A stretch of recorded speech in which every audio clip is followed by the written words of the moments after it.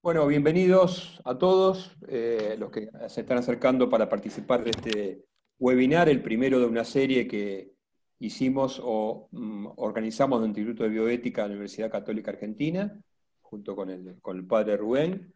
La idea nuestra es evaluar desde distintos conceptos el tema de nuestra pandemia de COVID que nos aclama, nos reduce a toda nuestra realidad del mundo, pero desde una visión específicamente de la bioética. Por lo tanto, hemos convocado en distintas oportunidades, vamos a convocar a distintas oportunidades para presentar las visiones de toda Latinoamérica, pero esta en especial es el comienzo, el puntapié inicial. Quisimos hacer primero un pequeño repaso con 3 puntos claves para poder entender el porqué de esta visión bioética de la pandemia. Nuestros 3 disertantes de hoy, los voy a contar un poquito primero respetando el sexo-género de la doctora de los Ríos, la doctora de los Ríos de México, es licenciada y doctora en Filosofía por la Universidad Iberoamericana de México, es magíster en Bioética por la Universidad de Anáhuac y es titular de la Cátedra de Bioética Clínica de la Facultad de Bioética en la Universidad de Anáhuac, también en México. El padre licenciado Rubén Revelo es sacerdote, licenciado en Teología, especialista en bioética en la Universidad Sacro Cuore, es director del Instituto de Bioética de la Facultad de Ciencias Médicas de la Pontificia Universidad Católica, miembro titular del Comité de Ética en Medicina de la Academia Nacional de Medicina, miembro correspondiente de la Pontificia Academia por la Vida, profesor ordinario y consejero titular de la Pontificia Universidad Católica Argentina, director del Magíster y vicepresidente de la Federación Internacional de Centros e Institutos de Bioética de Inspiración Personalista. Y el profesor Darío Sacchini, doctor en bioética por la Universidad Católica del Sacro Cuore, es licenciado en Medicina y Cirugía por la Universidad del Estudio de Reggio Calabria, de Catanzaro, es especialista en patología clínica por la Universidad Católica del Sacro Cuore, tiene una licencia en Filosofía por el Ateneo Pontificio Regina Apostolorum, y actualmente se desempeña como profesor en el Instituto de Bioética y Humanidades Médicas de la Fundación Policlínica de la Universidad del Agostino Gemelli en Roma. Profesor invitado en varias universidades, la Católica Argentina, Navarra, la Católica de Chile. Es secretario de la Federación Internacional de Bioética Personalista y miembro del equipo de respuesta COVID-19 en el Policlínico Gemelli y es miembro correspondiente de la Academia Pontificia por la Vida. Bueno, entonces, dado esta breve presentación de currículum resumido de nuestros 3 disertantes del día de hoy, vamos a dar comienzo entonces a la primera charla, que la va a presentar el padre Rubén. Padre Rubén, si querés... Muy bien, gracias. Es un gusto estar en este primer webinar, además con 2 personas tan destacadas como los que compartimos hoy la presentación. A Elizabeth de los Ríos, creo que la he visto una vez en México, me parece que nos hemos cruzado cuando yo viajé allí con el padre Cabrera, que en ese momento era el director, el decano de bioética de Anáhuac, México, y bueno, con Darío Sacchini nos une una profunda amistad que va más allá de los temas propiamente bioéticos. Estoy en la misma habitación, en el mismo comedor donde hemos recibido y hemos compartido charlas y comidas. Así que es un gusto para mí estar con todos ustedes, bueno, además de nuestros queridos investigadores, Silvia Birnenbaum, Gerardo y mi hermano Alberto Bochatay, ¿no? Así que estamos en una gran confianza. Bueno, me han pedido a mí que presente el tema primero, un poco, a ver aquí estamos. La mejor respuesta al COVID-19 la bioética personalista, un poco dando marco, lo que se llama el status questionis, ¿no? ¿Qué es lo que sucedió hasta el momento? Bueno, de esto voy a tratar. Un poco por delicadeza, les digo, he dividido dicen que siempre hay que dar al comienzo de una presentación, hay que dar un esquema básico. para que la gente sepa cuándo se puede levantar y cuándo puede volver. Si uno le dice estas cosas, la gente va organizando su tiempo del mejor modo posible. Bueno, he dividido en 3 partes una introducción al tema. Y lo primero es justamente la irrupción de la pandemia. Después vamos a ver la respuesta que dieron los estados y la ciencia, la primera respuesta. La desconfianza de la opinión pública en ambos. El intento de organización de la respuesta.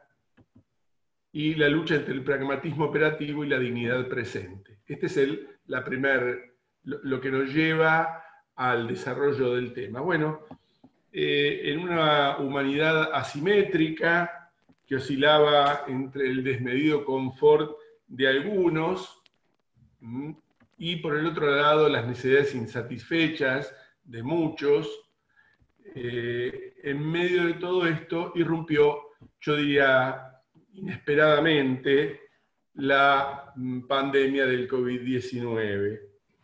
Esta palabra, hasta el momento estaba relegada a las series de ciencia ficción y de zombies, nos golpeó en la cara con la contundencia que solamente la muerte puede tener.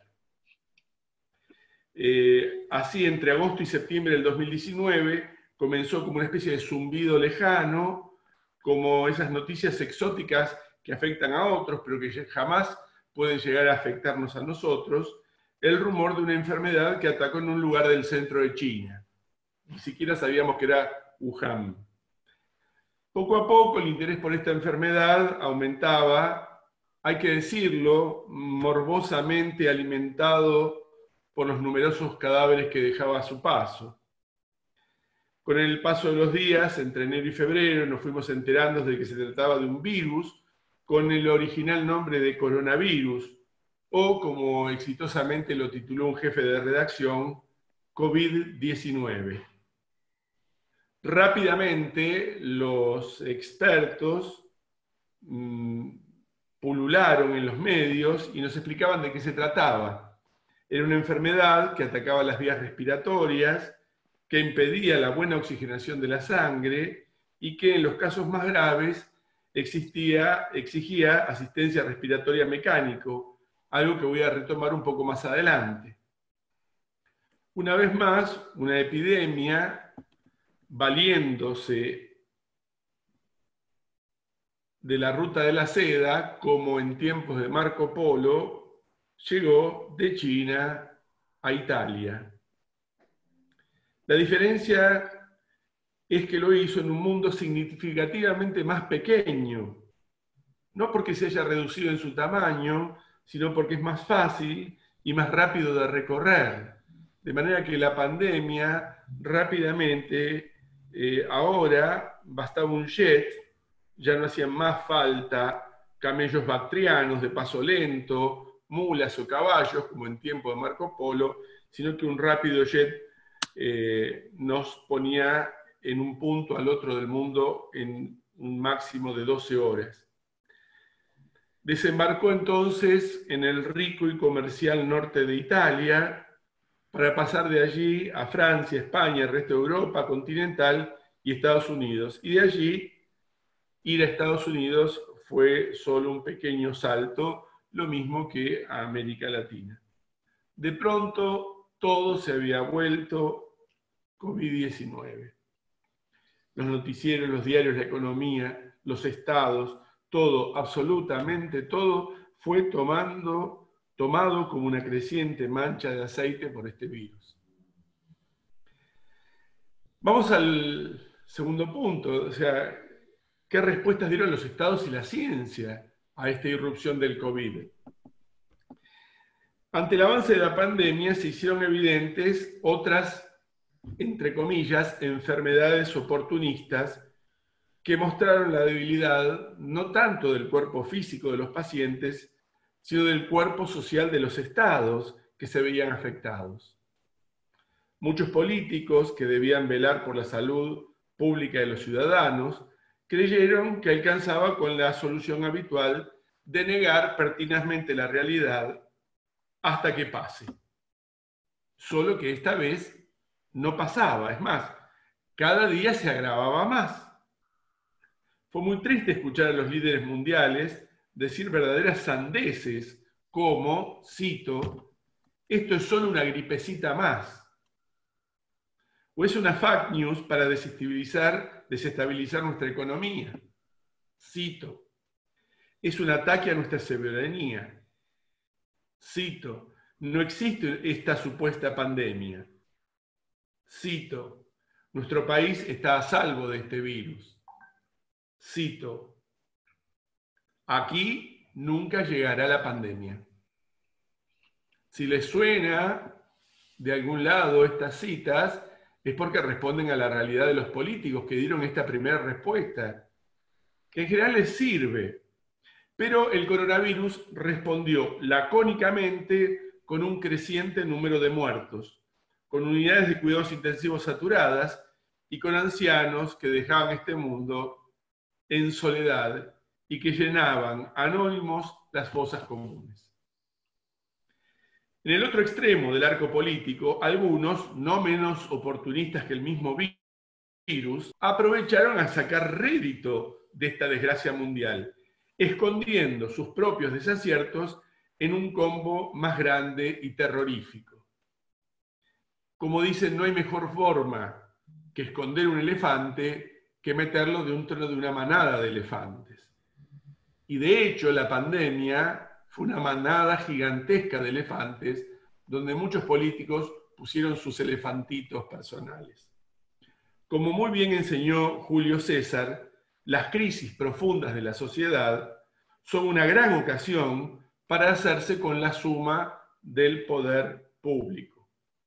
Y esto, ustedes comprenderán, es un bocado demasiado atractivo para que ningún verdadero animal político se resista a probar. La culpa del fracaso económico, la insuficiente preparación del sistema sanitario, el gobierno por medio de medidas de necesidad y urgencia, la liberación de presos, el colapso del sistema judicial, la prescindencia del poder legislativo caben perfectamente bajo el paraguas de la pandemia COVID-19 que sirvió como chivo expiatorio de todo mal, presente y futuro. Prepárense porque durante mucho tiempo vamos a seguir escuchando que la culpa de lo que pasa la tuvo la pandemia. Fue entonces que la mirada confundida de la población, si no me responden los políticos, me responderá la ciencia. Ella que es tan pulcra, eficaz, tan avanzada, tan costosa, de una respuesta no demasiado distinta de la que podía dar el persa Avicena en el siglo X. Encontré este hallazgo donde aparece Avicena respondiendo. Yo, por una cuestión de delicadeza para con ustedes, les traduje lo que está allí presente, que es cuarentena para todo el mundo. Tanta ciencia, tanta aparatología, tantas revistas, tanta tinta que corre para darnos la misma respuesta que Avicenas en el siglo X. Ante la peste, la única prevención posible es la cuarentena. La gente, se imaginarán, quedó azorada. ¿Dónde quedó el orgullo por nuestra ciencia? La confianza en la técnica. ¿Dónde quedaron las inversiones de los laboratorios y de la industria farmacéutica? ¿Cómo es posible que la ciencia, que hace verdaderos milagros propios de los libros de Isaac Asimov, no pueda resolver la eliminación de un simple virus gripal, emparentado con otros virus semejantes que ya cuentan con sus vacunas? Tan grande era el salto que había que dar. El coronavirus se rió en la cara de nuestra confianza y nuestra soberbia científica, gritándonos: el rey está desnudo. Y solo nos quedó volver a nuestras cavernas a conjurar en la soledad el mal que nos golpeaba. La segunda muralla, entonces, que tenía que defendernos, había colapsado. Y cada uno entendía intentaba hacer lo que podía para defender a la humanidad del enemigo común, que era el COVID. Como en el fragor de una batalla medieval, se rompió la organización monolítica y muchos empezaron a gritar órdenes contradictorias. Y uno escuchaba, probemos con la hidroxicloroquina, gritaban unos. Otros le respondían, tomen líquidos calientes. Otros decían, la solución es el losartán, que inhibe las angiotensinas. Otros hasta tuvimos que soportar con vergüenza ajena que un dirigente mundial proponga inyectarse desinfectantes de uso común como la lejía o el isopropanol. Hasta eso. Los científicos proponían soluciones y se desmentían entre ellos, con una dinámica más propia de un partido de tenis que de la discusión académica, sumiendo a la ya confusa opinión pública en un mareo por saturación. Segundo, la consecuencia de esto, la desconfianza de la opinión pública. Si los dirigentes no me dan una respuesta, si me vuelco a la ciencia y la ciencia no me da una respuesta, solo me queda desconfiar de ellos. Ante la desbandada general, a la desbandada general aportaron mucho los medios masivos de comunicación, saturando 24 horas sobre 24 horas con comunicados terroríficos sobre la acción del virus y su peligrosidad.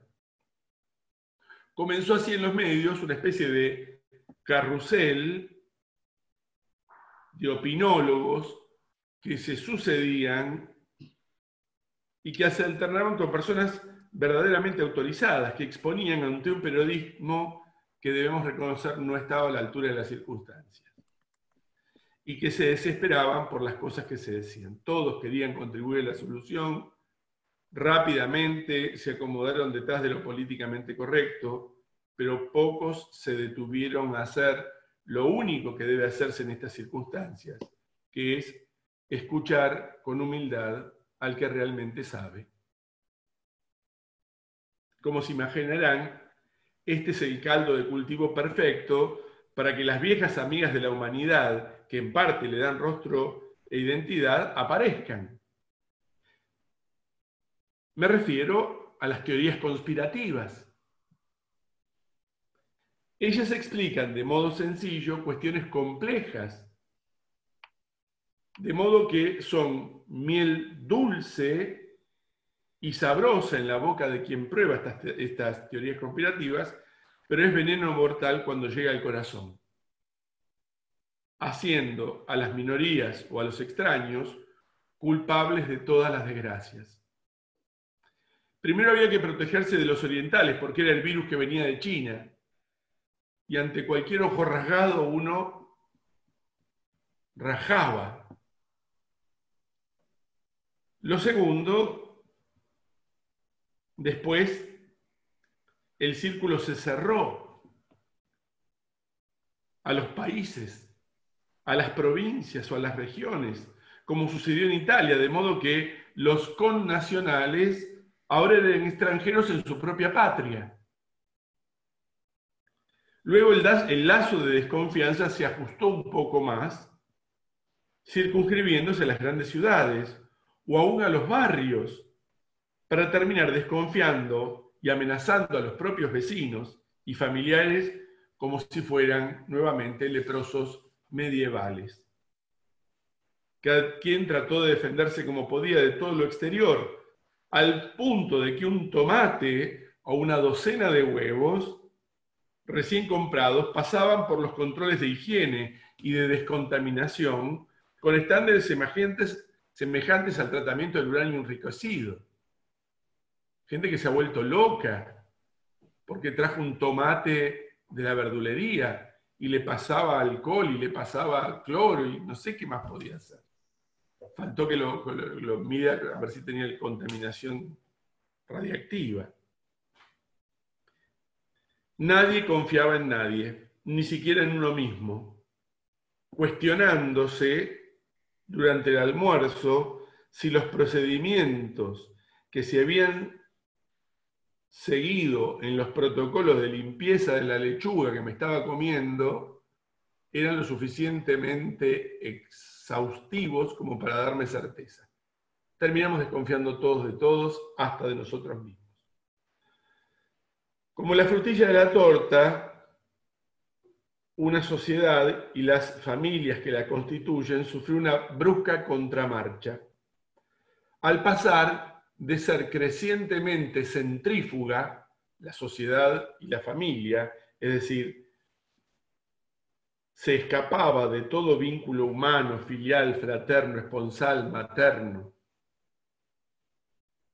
Una sociedad que expulsa, una familia que expulsa, se pasó de esa dirección centrífuga a una forzada reversión centrípeta,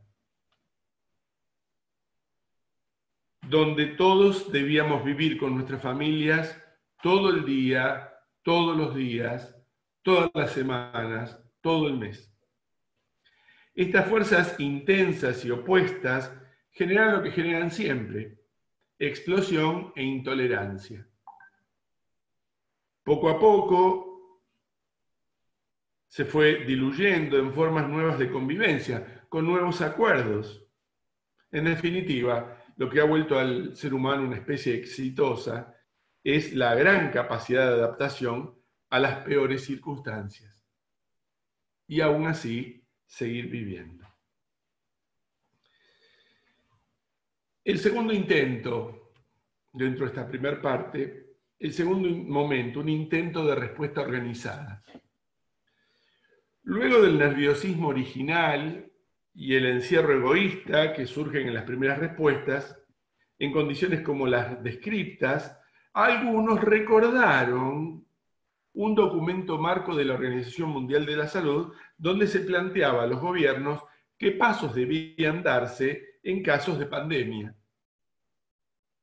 Su nombre completo es el siguiente: la gestión de riesgos ante una pandemia de gripe, guía de la Organización Mundial de la Salud para fundamentar y armonizar las medidas nacionales e internacionales de preparación y respuesta ante una pandemia.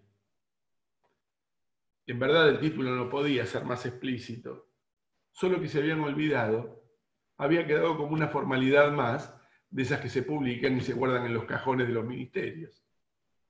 En verdad, sobre este esqueleto entonces comenzó a organizarse de manera muy libre, hay que reconocer, diversas respuestas de los gobiernos nacionales y los ministerios de salud.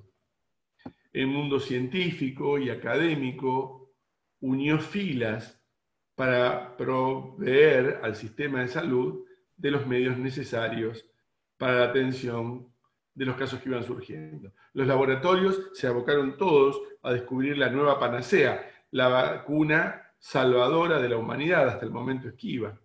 Se fijaron protocolos universales que intentaban dar una cierta objetividad a los procedimientos médicos, facilitando la toma de decisiones en cada caso.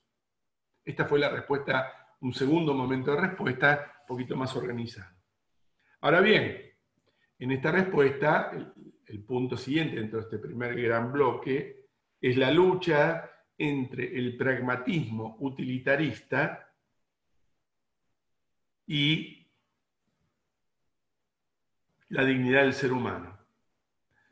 El sistema, como era de esperar después de la confusión general, comenzó a reaccionar buscando un equilibrio, pero este equilibrio estaba marcado por un cuño pragmático utilitarista. ¿Qué significa esto?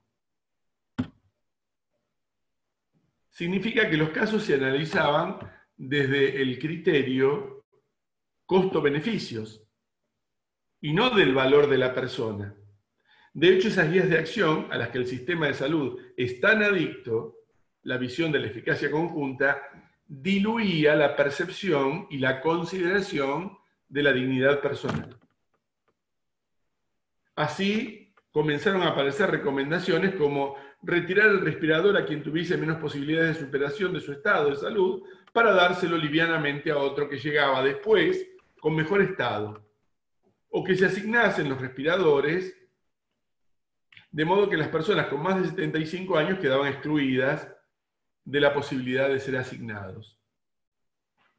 O que las personas con alguna patología genética, como una trisomía del par 21, no tuviese acceso, no por su estado de salud respecto al COVID, por su estado de salud precedente como patología genética. Algún prestigioso centro de bioética, muy serio, muy seguido, llegó a proponer que en caso de concurrencia simultánea de casos idénticos, se echen suertes para ver a quién le toca el respirador. A ver, estamos en la época de Moisés, el Urim y el Tumín, donde se tiraban suertes para ver a quién le tocaba. Sí, Gerardo. Gerardo.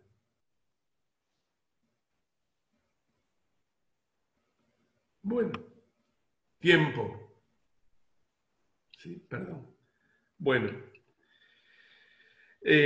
¿cómo sintetizo esto? Miren, muy sencillo. La respuesta ética. Esto lo estamos viendo. La desprotección de la persona se vio en lo que acabo de decir.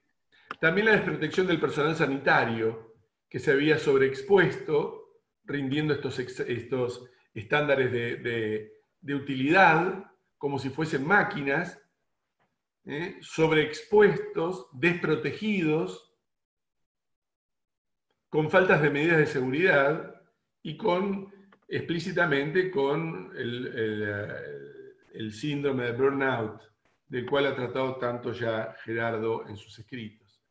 Esta es la respuesta ética primera. Se dieron cuenta que esto no bastaba, y el síntoma fue el personal sanitario, la opinión pública y el mismo medio de los médicos que salían a protestar respecto de las malas condiciones éticas en las cuales tenían que trabajar. Ante eso empezamos a proponer un personalismo ontológico. ¿Cuál es la ventaja del personalismo ontológico? Que al tener una antropología objetiva, lo que decía, tantas veces nos enseñó Monseñor Grecha, una base antropológica, cuando uno tiene en claro de qué humanidad parte, la consecuencia es una ética determinada. Y esta ética determinada permite, a diferencia del principialismo, un orden de los principios, una jerarquía. De manera que no importa quién es el centro que aplica una medida sanitaria. La común antropología, como el hombre es el mismo en todo el mundo, en todo tiempo y en toda cultura, y esto parte de la esencia del ser humano, va a haber rápidamente comunión en las acciones, no dispersión, que es lo que se ve. Da sobre la persona una mirada totalizante el personalismo, porque no considera solamente la cuestión física, fisiológica, sino también valores que se han puesto en juego en el COVID. Por ejemplo, personas que decían en el final de su existencia, querían asistencia religiosa y no la podían tener. Y se ha transformado en un elemento importante el poder contar con eso. O el manejo de los cadáveres, la trazabilidad de los cadáveres, para que las familias puedan saber si están enterrando a su madre. O como en Esperando la carroza están enterrando a una húngara que no tiene nada que ver con su madre. Y la otra cuestión que permite el personalismo, que estoy pasando como ustedes ven así de modo rápido, es que permite su rápida utilización tanto a nivel individual como en el sistema sanitario. Como el eje es la persona, puesto, a ver, imagínense una piedra cayendo en un lago.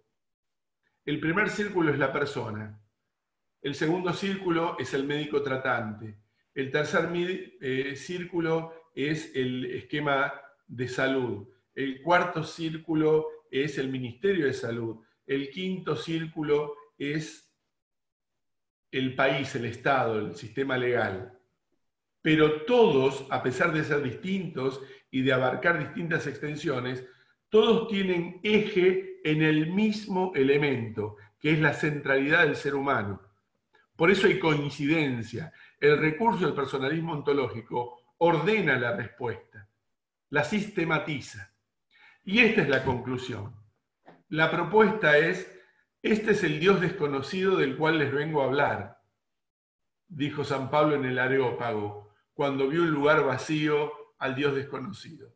Este es el Dios desconocido que tenemos que proponer al mundo de la salud, donde todas estas contradicciones, rupturas, disrupciones que ocurren justamente porque no hay una antropología común, en una común antropología basada no en opciones filosóficas, sino en la ontología, en lo que el ser humano es. Esto le va a dar una estabilidad y una profundidad y una unicidad a la respuesta que redunda en beneficio de todos. Un virus que al mismo tiempo nos ha atacado a todos y que ha atacado a la humanidad misma requiere un concepto muy claro de qué significa ser humano y qué significa el bien y el mal de los hombres. Nada más. Bueno, muchas gracias, Padre Rubén.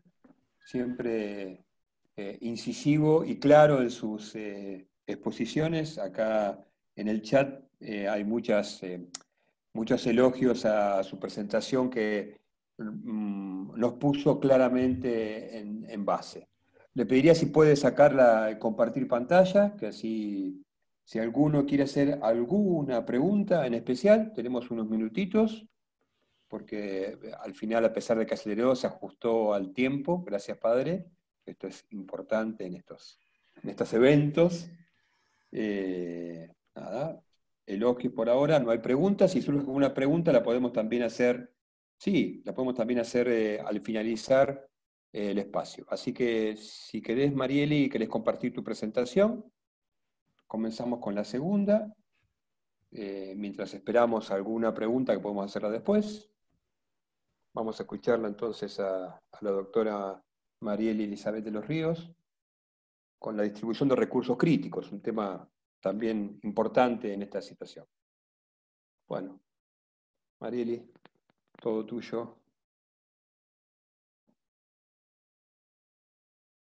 Tenés habilitado tu micrófono, por favor. No, ahí. no.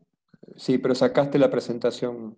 Sí, listo. Ahí Ahí ya está. se escucha. Ahí está, perfecto. Se escucha perfecto y esta presentación. Muy bien, muchas gracias. Adelante.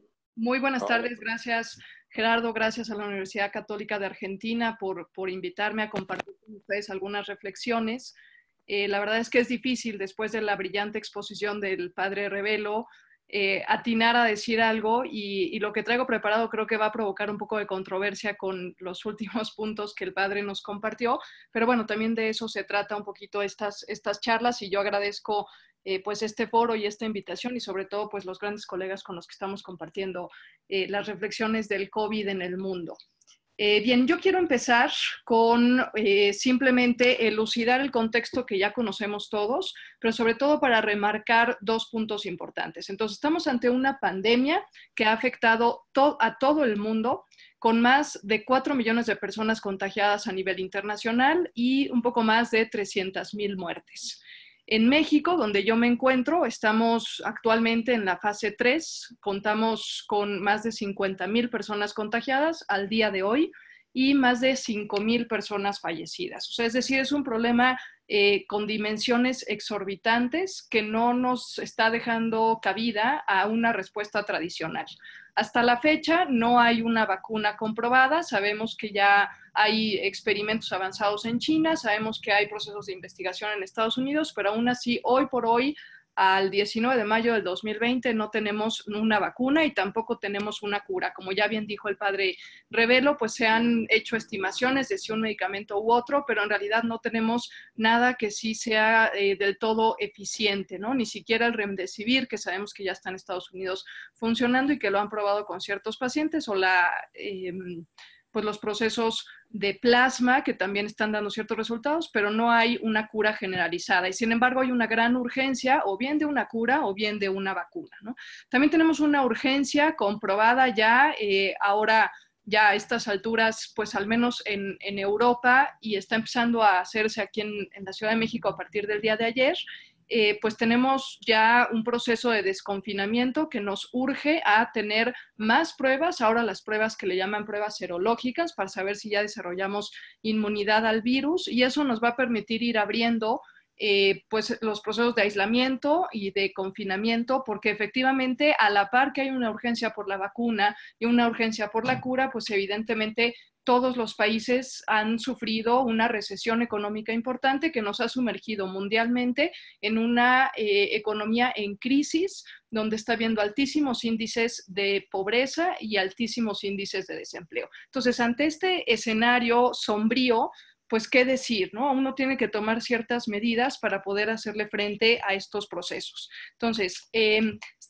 yo quisiera ahora hacer una equiparación de por qué uno tiene que tomar medidas extremas o a veces consideradas extraordinarias en un escenario como el que yo acabo de describir, que lo vivimos y lo hemos vivido ya casi desde hace 2, 3 meses, en algunas regiones 3 meses, ¿no? Entonces, vale la pena entender dos conceptos. Cuando no hay una pandemia de por medio, la práctica de la medicina clínica tradicional se basa en los principios tradicionales de la bioética principialista, fundamentalmente en favorecer la autonomía de las personas, brindando un máximo beneficio, evitando acciones que puedan perjudicar o que puedan dañar a la persona, pero esto es posible en este escenario porque no hay una escasez de recursos.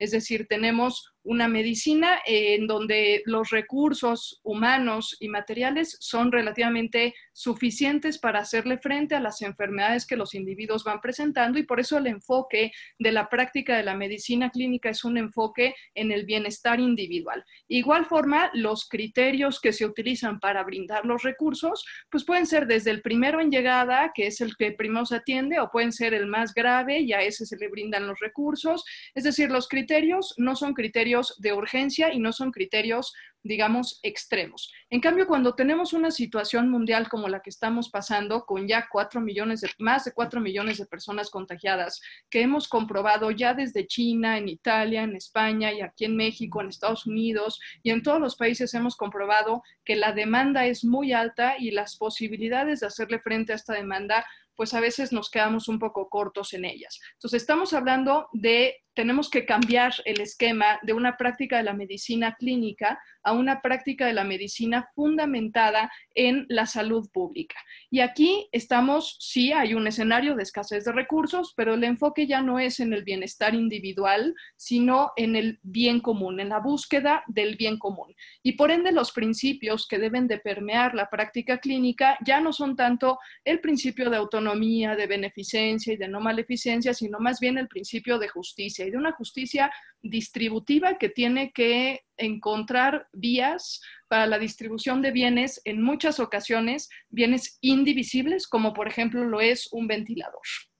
Y el criterio ya no puede ser tampoco el primero en llegar, que sea el primero que se atiende, sino que tenemos que cambiar el esquema a, si queremos procurar el bien común, nuestro criterio tendría que ser más bien salvar la mayor cantidad de vidas posibles.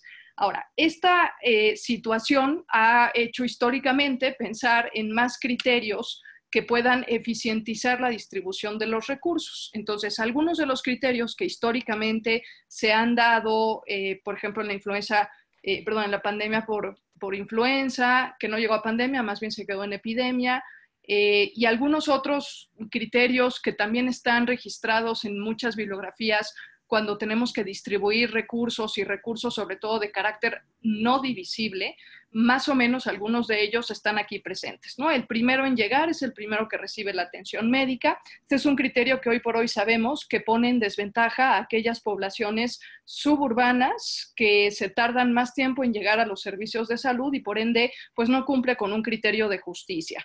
Atender primero al más grave, esto en ocasiones ayuda porque efectivamente si aplicamos el principio de subsidiariedad en bioética podríamos más o menos entender que el que más necesita el apoyo médico es el más grave. Sin embargo, no siempre el más grave es el que se va a salvar. Entonces, por eso habría que pensar muy bien si la gravedad va aunada a las posibilidades de sobrevivencia de las personas. También se ha hablado del valor social de las personas. Esto es algo pues vale la pena reflexionar en ello porque responde a un criterio meramente subjetivo, en muchas ocasiones utilitarista, pero sobre todo subjetivo, es decir, al final del día, ¿quién dice qué personas o qué sector poblacional son o tienen un valor social más alto que otros, ¿no? Entonces, pues bueno, va desde criterios que responden a la edad de los pacientes, otros que responden a las funciones que llevan a cabo ciertos pacientes dentro de la sociedad, etcétera. Pero al final no hay un consenso acerca de quién tiene un valor social mayor que otra persona y por ende a quién hay que asignarle los recursos.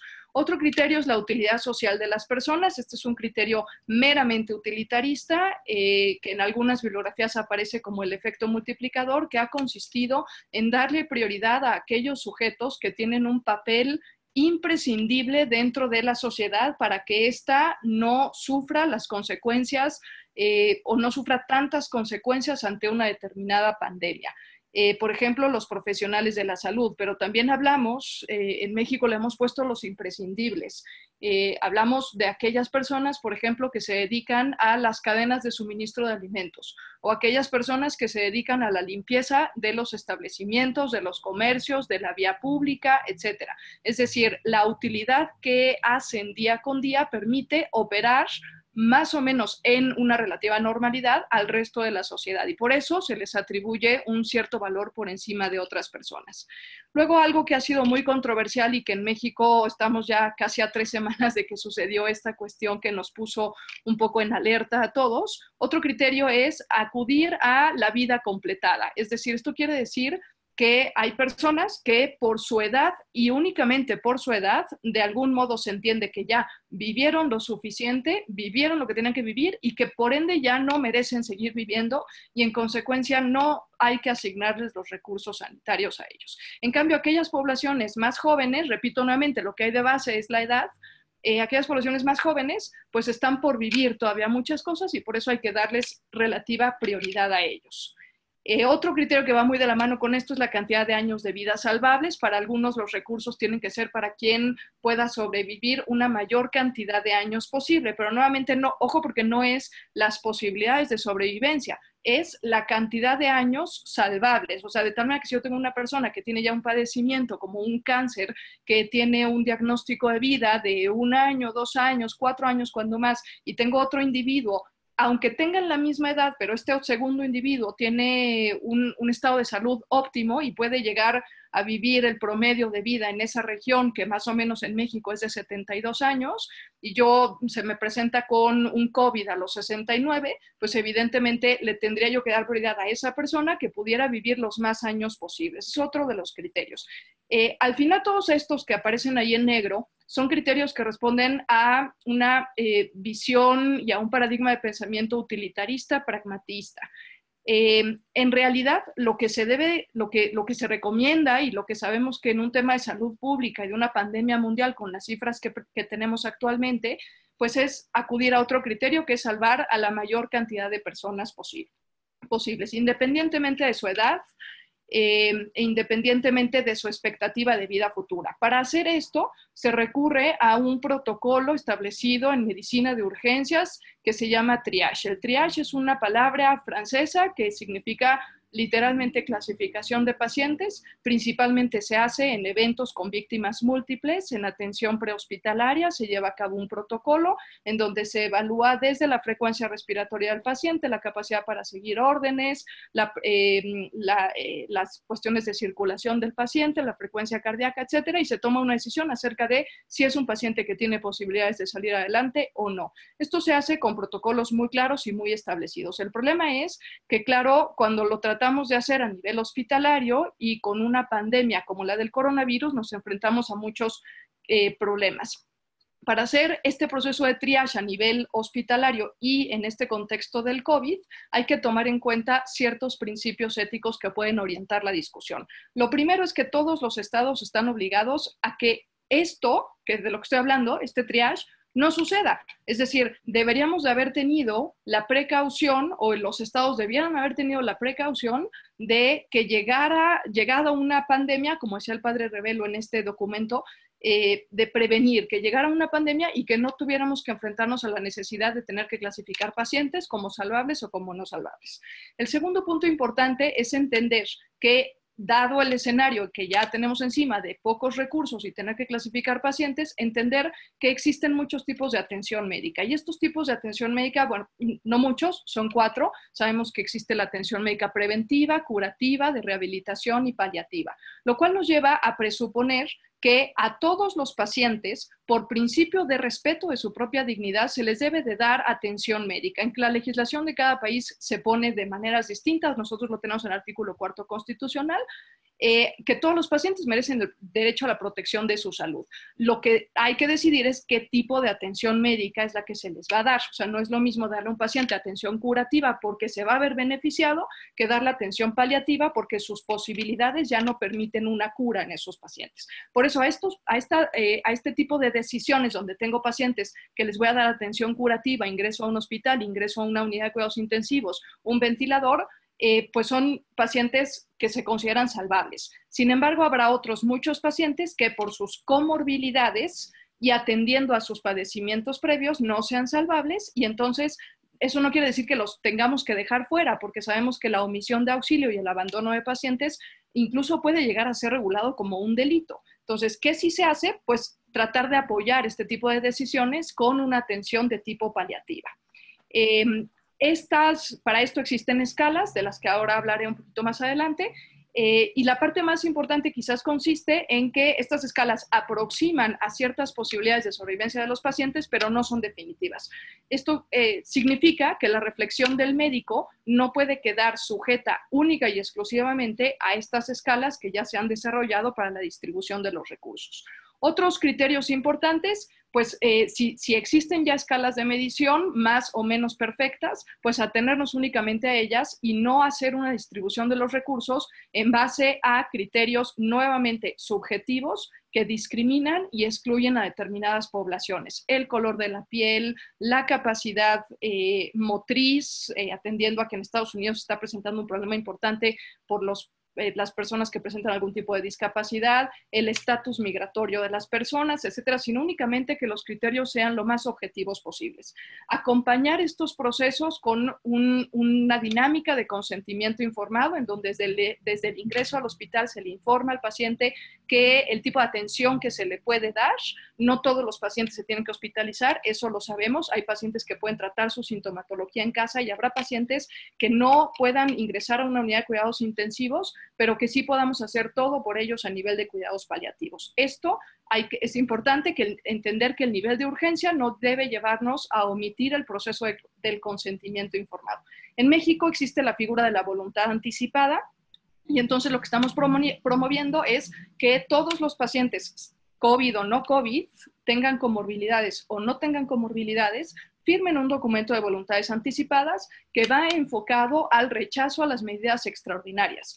Una simple ingreso a una unidad de cuidados intensivos o en su defecto el tener que recurrir a un ventilador, en algunos pacientes ya puede ser considerado una medida extraordinaria. Por eso lo que intentamos hacer para eficientizar y ayudar un poco la tarea de los médicos que están clasificando pacientes es que los pacientes lleguen con una voluntad anticipada. En caso de que no lleguen con voluntad anticipada, se puede descargar en algunas regiones aquí de la República Mexicana, no en todas, pero en algunas se puede descargar un formato y el paciente firma rechazando las medidas extraordinarias. Y sobre todo entender que los recursos deben de darse a aquellos pacientes que puedan verse más beneficiados de ellos. Esto, repito, estoy en un esquema de salud pública, no estoy en un esquema de medicina clínica tradicional. Estamos en un esquema donde la demanda sobrepasa los recursos existentes para atenderla, los recursos humanos y los recursos materiales. Por ende, el principio que debe de operar es el principio de beneficencia, o sea, darle los ventiladores, darle las camas, darle las unidades, darle los ingresos hospitalarios a los pacientes que se puedan ver más beneficiados de los mismos.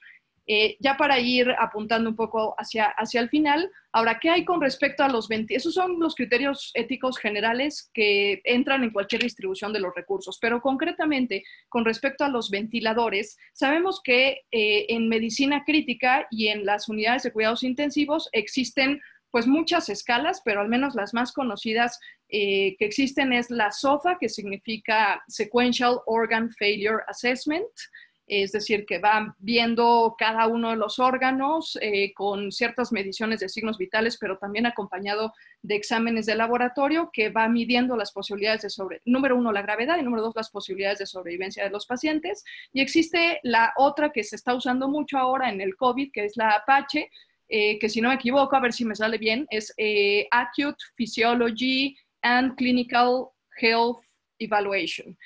Y entonces, bueno, es decir, no importan los nombres, existen más, pero a lo que voy es, estas escalas miden esto, la gravedad y las posibilidades de sobrevivencia de los pacientes. Conviene hacerlas antes de intubar al paciente para evitar el problema que comentaba ya el padre Revelo también en la exposición anterior, de que, pues se intubó al paciente, se creyó oportuno intubarlo, luego resulta que tiene un SOFA muy alto, a mayor puntaje en el SOFA, menores posibilidades de sobrevivencia, y entonces me veo en la necesidad de retirar el tubo, porque esto sabemos que bioéticamente hablando podría ser incluso considerado un acto de eutanasia. Entonces, para evitar eso, conviene hacer estas mediciones. La parte importante es enfocarnos en el puntaje. El puntaje es un puntaje objetivo, que claro que son dinámicas y se tienen que estar reevaluando a los pacientes, pues por lo menos cada 24 horas y de preferencia cada 12 horas para asignarles un recurso. Pero jamás atendiendo a otros criterios que no sean los que estas escalas nos están arrojando. Simplemente lo dejo por ahí. Hay actualmente ya una crítica importante, la que más se está haciendo es la SOFA, y hay una crítica importante porque claro que no está pensada para pacientes COVID, está pensada para pacientes que están en una unidad de cuidados intensivos, pero bueno, ¿no? Hasta que no tengamos otra, pues esa es la que se está usando. Ahora, esto también aquí es importante considerar bajo el principio de proporcionalidad terapéutica en bioética, que el ventilador en algún momento puede dejarle de ser funcional al paciente, puede dejarle de dar un beneficio y al contrario, le puede estar ocasionando un mayor gasto, un mayor desgaste por los días en hospitalización, etcétera. Y sabemos que bajo el principio de proporcionalidad terapéutica, cuando los riesgos o las cargas emocionales, psicológicas, físicas, biológicas son superiores a los beneficios que estamos brindando, pudiéramos en esos momentos retirar el tubo del ventilador, el tubo endotraqueal del paciente, pero esto solamente deberá de poderse hacer bajo el consentimiento de la familia. Esto es algo muy importante de decir, bajo el consentimiento de la familia, porque luego por ahí han salido ciertas guías que dicen que a discreción del médico se puede retirar el tubo endotraqueal, y esto deja abierta la puerta, pues además de para una falta del derecho a la comunicación de los pacientes, pues evidentemente para actos de eutanasia que pueden tener consecuencias irreversibles.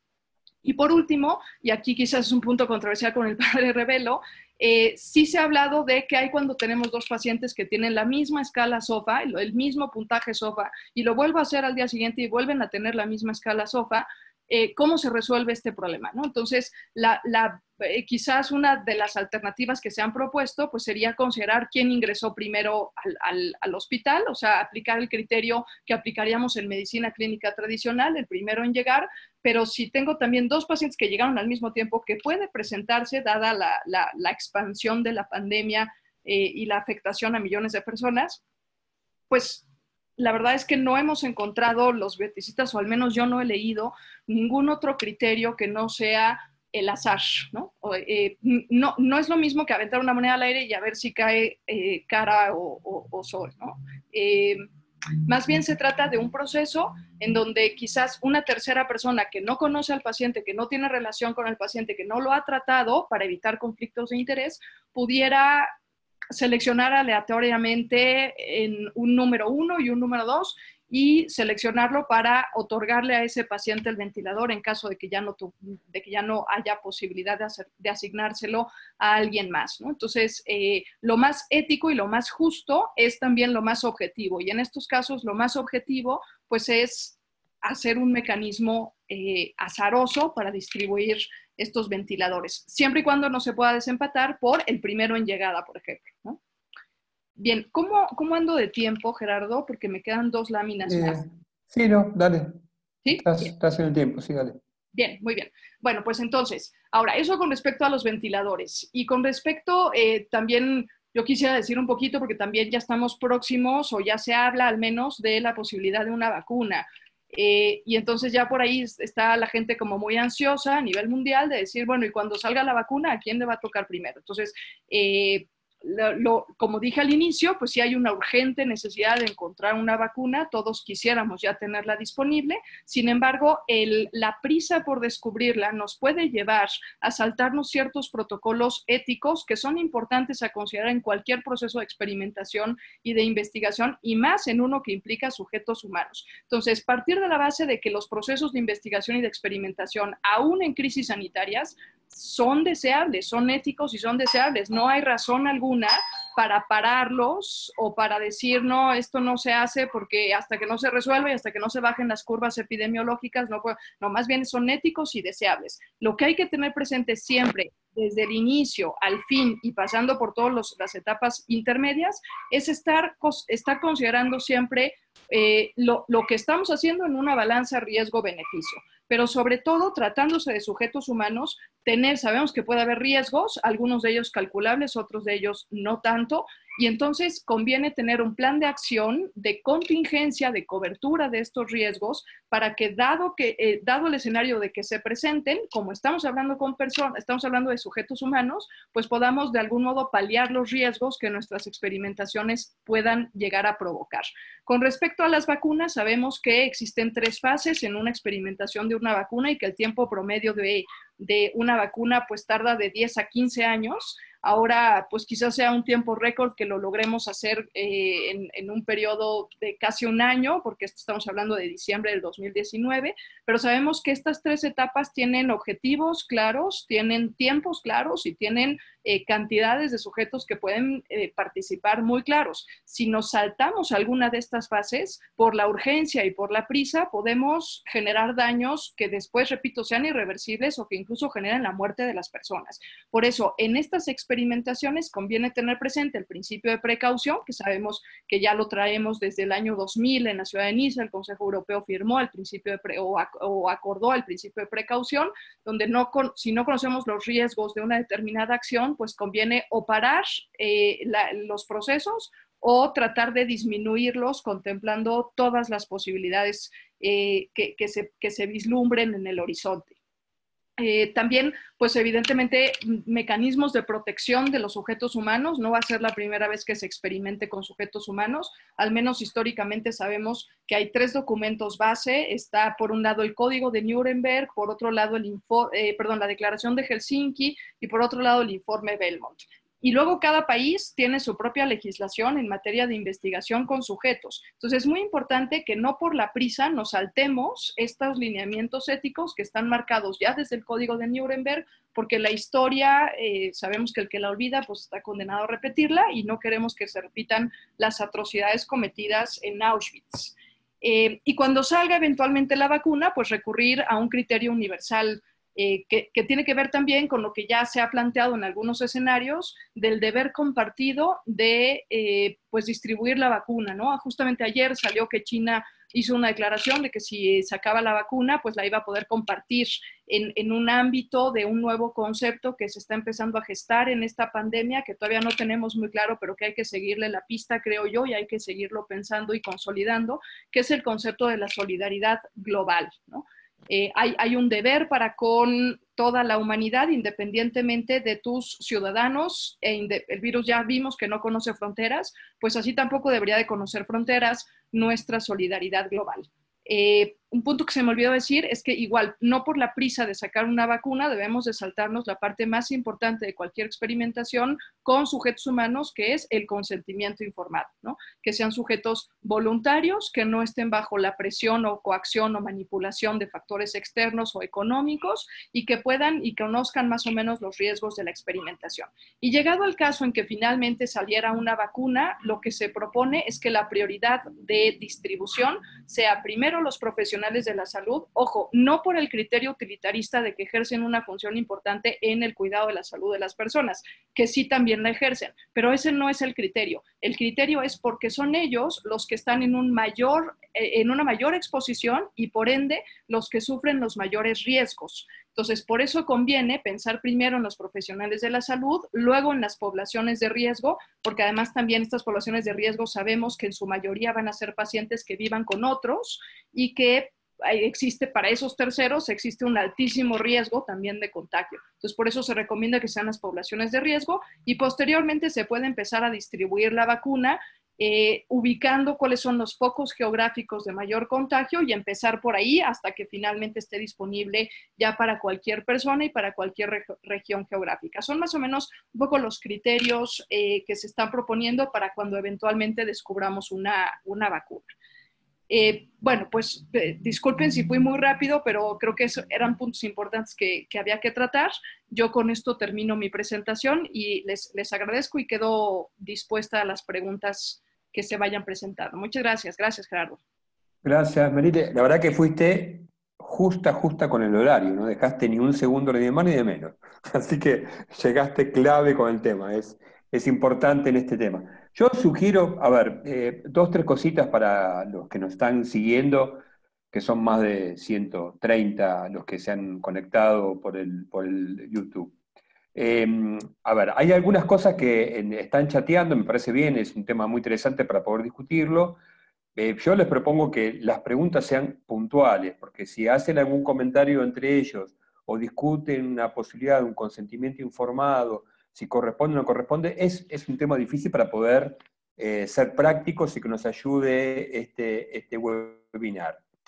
También entendamos 2 cuestiones. En este caso tenemos 2 disertantes, 2 conferencistas que son de otros países a los nuestros, a pesar de que hay también gente que nos está acompañando que también son de otros países, y que es muy difícil congeniar la legislación de cada uno. Recién la presentación que hizo Marieli tuvo algunos condimentos con la legislación propia mexicana, que tal vez en algunos aspectos difiere de la nuestra, en algunos aspectos o diferirá de la de Darío. Eso no quita que desde el punto de vista bioético la mirada nuestra es más abarcativa y más importante para poder verlo.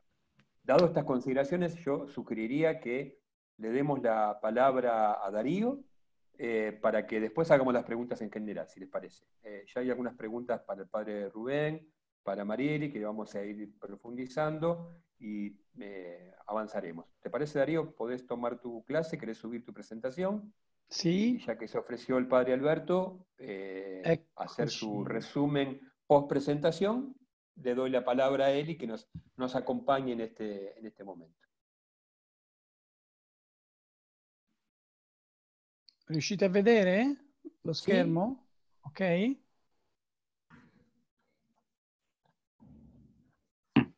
Ok. Vedete full screen? Sì, perfetto. Perfetto, ok.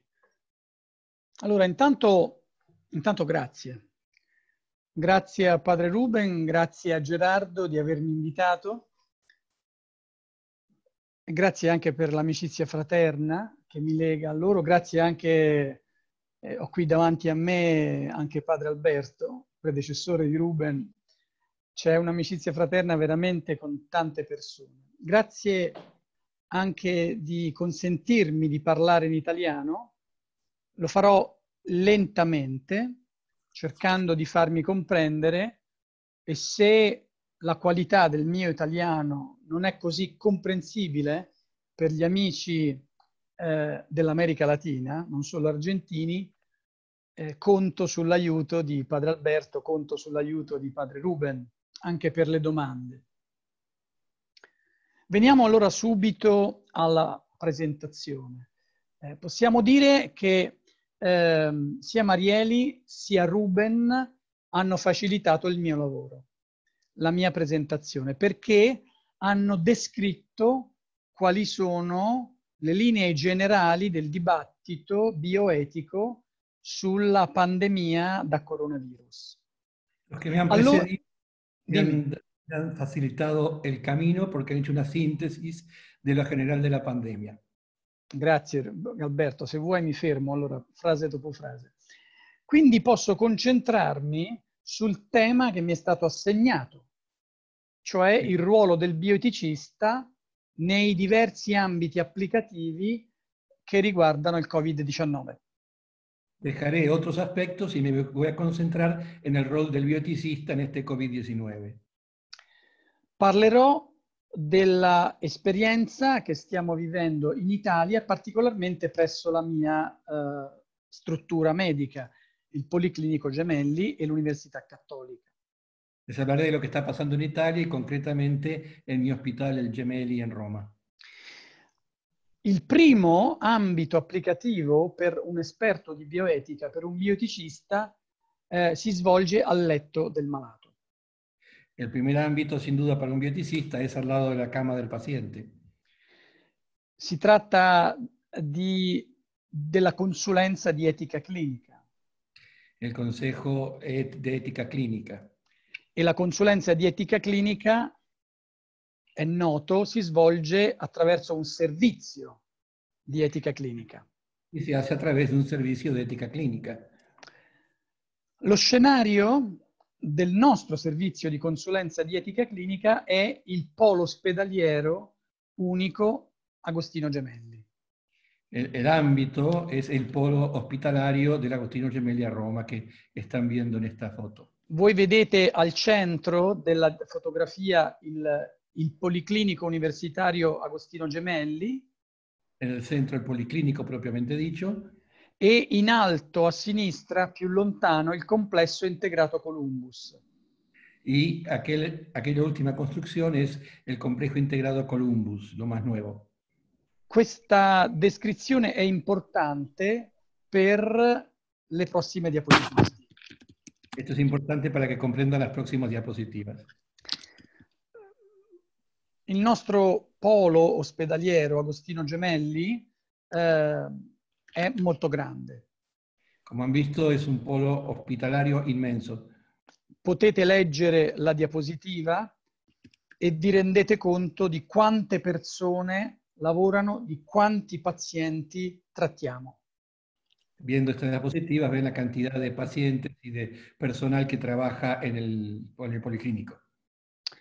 All'interno del Policlinico Gemelli funziona il nostro servizio di consulenza di etica clinica. Y dentro de este polo está el servicio de consultoría de ética clínica.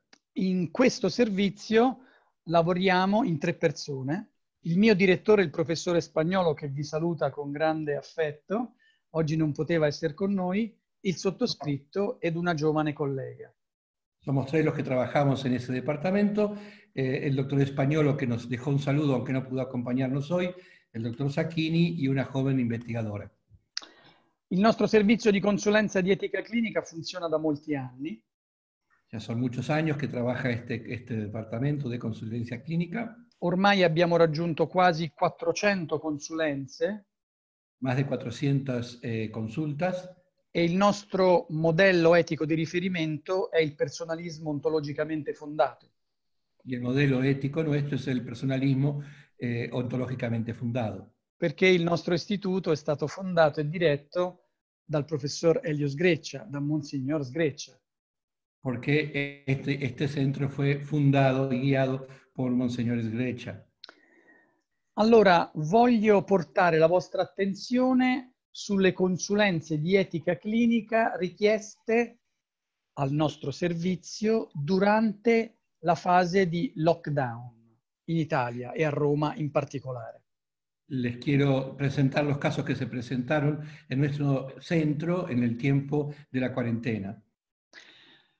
Possiamo dire in generale che il numero delle richieste di consulenza non è diminuito. No disminuyó el número de consultas. Dal 10 marzo ad oggi sono state richieste 10 consulenze. Del 10 de marzo hasta ahora, 10 pedidos de consultas. Potete leggere da diversi reparti, vedete. 4 de terapia intensiva neonatal, 2 de neurohabilitación también intensiva y una de patología obstétrica, y 9 fueron efectuadas en neumonología a causa de la muerte de algún paciente. Ma una sola consulenza è stata indirettamente correlata alla pandemia da Covid-19 e ve lo spiegherò nella prossima diapositiva. Y fíjense que solamente una fue referida indirectamente en relación a la pandemia del COVID-19, algo que va a explicar a continuación. Dico qualche parola specifica per questa consulenza. Algunas palabras para explicar este pedido de consulta. Il quesito etico riguardava un paziente, un giovane paziente in stato vegetativo post-traumatico irreversibile. Un paciente vai. joven en estado vegetativo irreversible post-traumático. La domanda etica riguardava la proporzionalità del proseguimento della riabilitazione. Y la pregunta ética era la proporcionalidad de seguir adelante con la rehabilitación. Perché dopo 4 mesi, 5 mesi di riabilitazione intensiva, il paziente non è migliorato assolutamente. Porque después de 5 meses de rehabilitación intensiva, el paciente no había tenido la mínima mejora.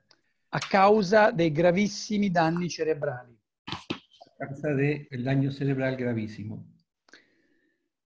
La nostra risposta è stata la seguente. Nuestra respuesta fue la siguiente. Da un punto di vista clinico, un programma riabilitativo intensivo non è proporzionato. Del punto de vista clínico, un programa de rehabilitación intensiva no era proporcionado. E quindi bisogna mantenere tutta la continuità assistenziale.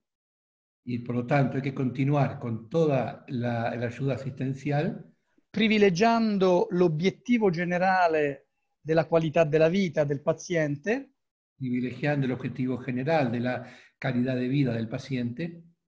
Pensando anche al possibile trasferimento del paziente da questo reparto ad alta intensità ad un reparto a minore intensità. Pensando incluso el traslado del paciente en un momento de este servicio de alta intensidad a uno de más baja intensidad.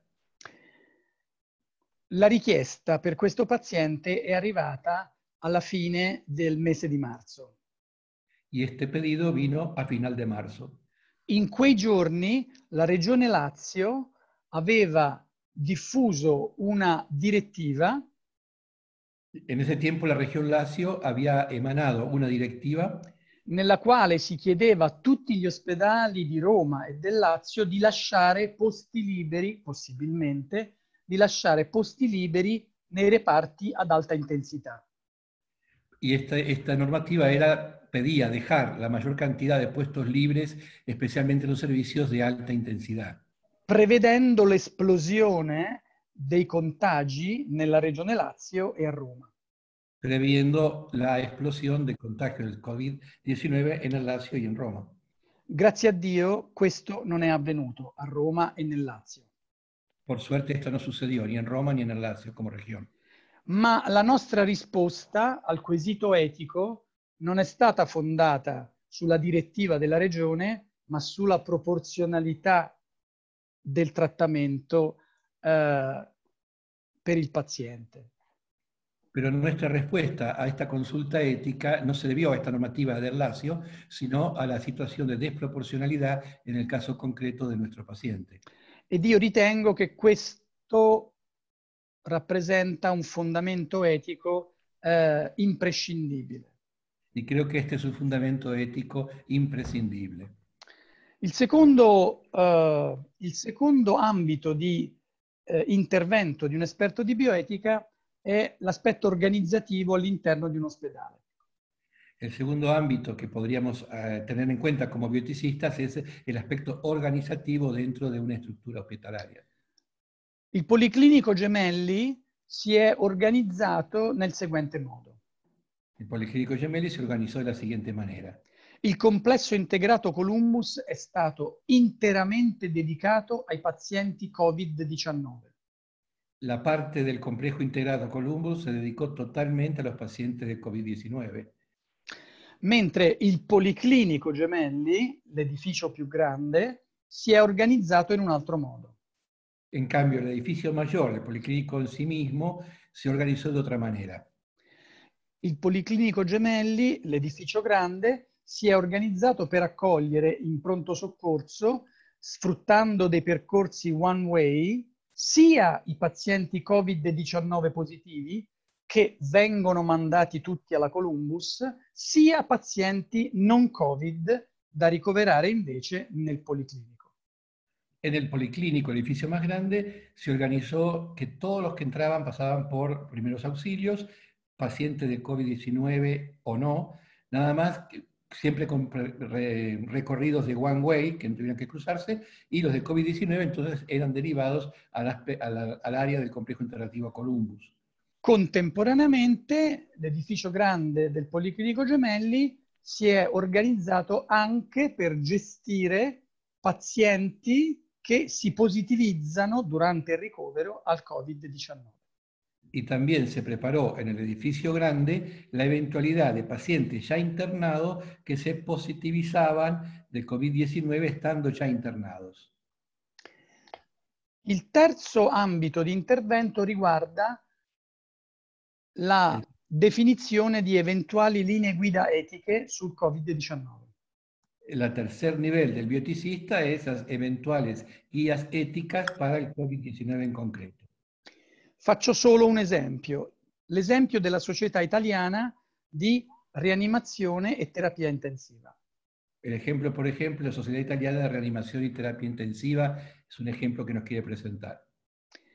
Questa società scientifica ha presentato un documento di raccomandazioni di etica clinica nel caso di risorse estremamente scarse e specialmente ventilatori meccanici.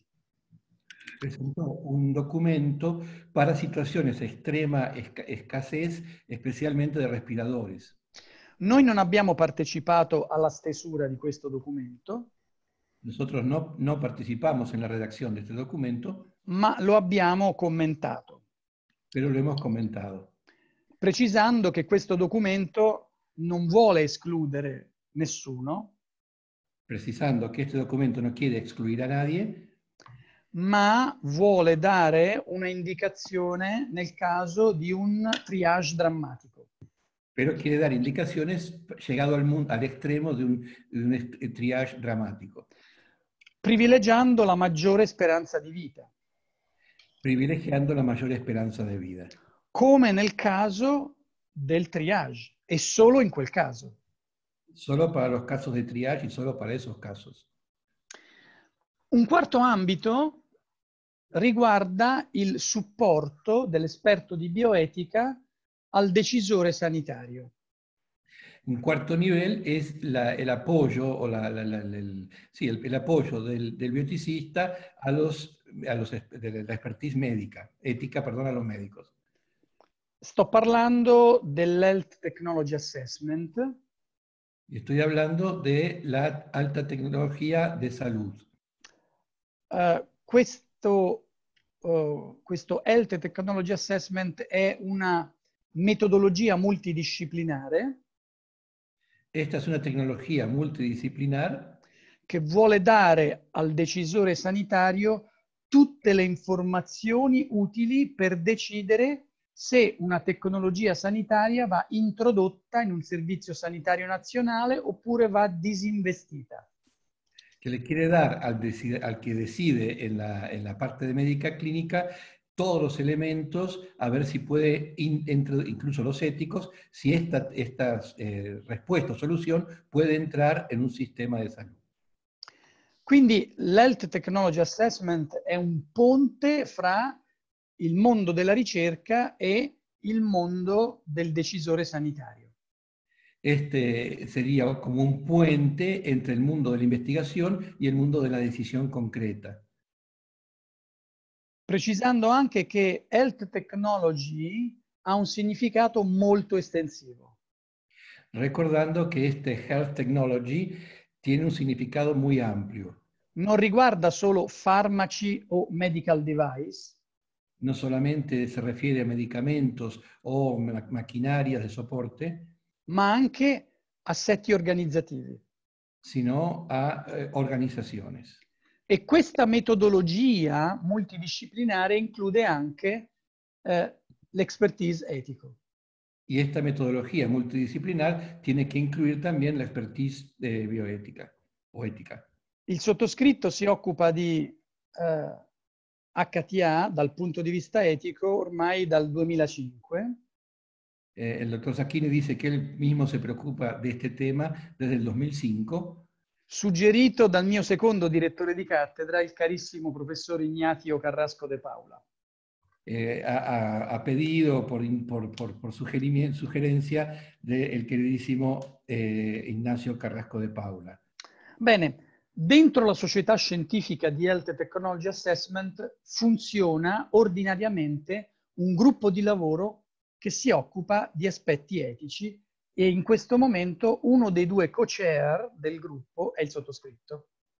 Esta organización tiene siempre presentes a bioeticistas para estas determinaciones y en concreto los dos que están, uno es el doctor Sacchini.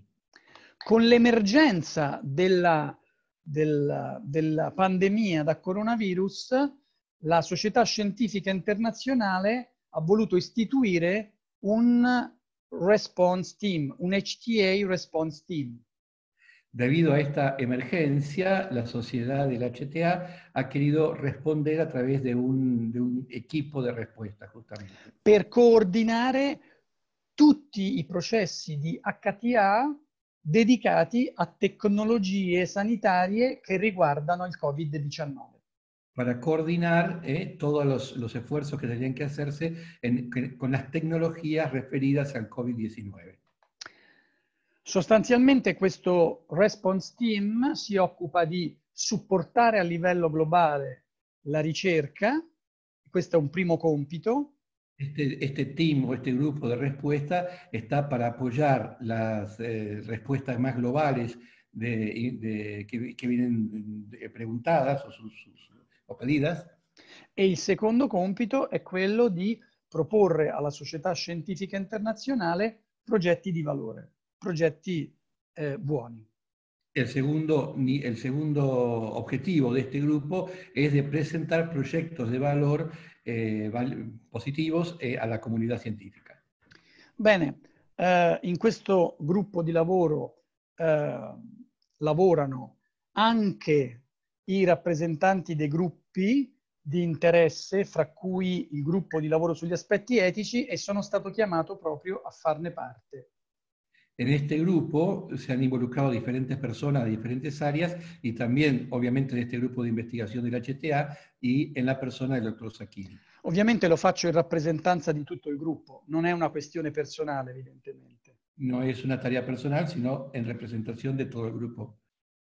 Voglio segnalarvi 4 aspetti etici, 4, direi, ethical issues, potremmo dire, che il gruppo di lavoro sta affrontando.